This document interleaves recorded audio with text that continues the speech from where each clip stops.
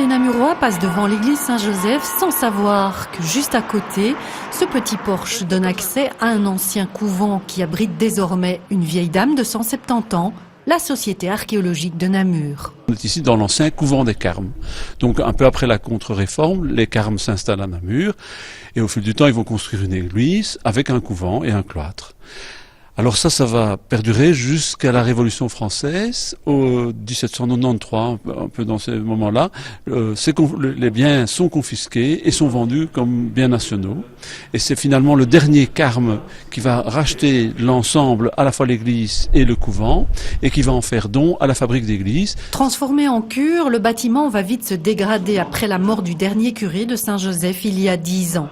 La Société archéologique y a cependant vu une formidable opportunité et s'est installée dans ce lieu historique du centre-ville. C'est un bâtiment qui appartient à la fabrique d'église de l'église Saint-Joseph et donc qui nous est loué pour le moment, que nous avons occupé il y a à peu près 3 ans maintenant. Et donc nous avons réalisé toute une série de travaux, mais à nos frais. Mais ce bâtiment, on peut dire aujourd'hui qu'il est sauvé, c'est-à-dire quand on est venu ici, je veux dire, l'eau entrait, traversait les toitures, traversait les planchers, il y avait de la mérule dans une partie du bâtiment.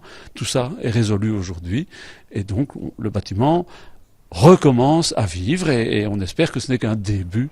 Ce bâtiment est donc signe de renouveau pour la Société archéologique qui dispose désormais d'un lieu bien à elle pour ses innombrables activités. La Société archéologique est propriétaire de collections de manière très très importante puisque ça concerne le musée archéologique, l'hôtel de Croix et le Tréma, donc l'hôtel de Gueffier. Et donc nous devons restaurer, acquérir, étudier tous ces objets que nous possédons et qui sont exposés en partie dans les musées, mais aussi il y a des activités pédagogiques pour les jeunes et donc nous essayons de développer cela. La Société archéologique dispose aussi maintenant d'un appartement de chercheurs pour les scientifiques étrangers qui viennent étudier ses collections.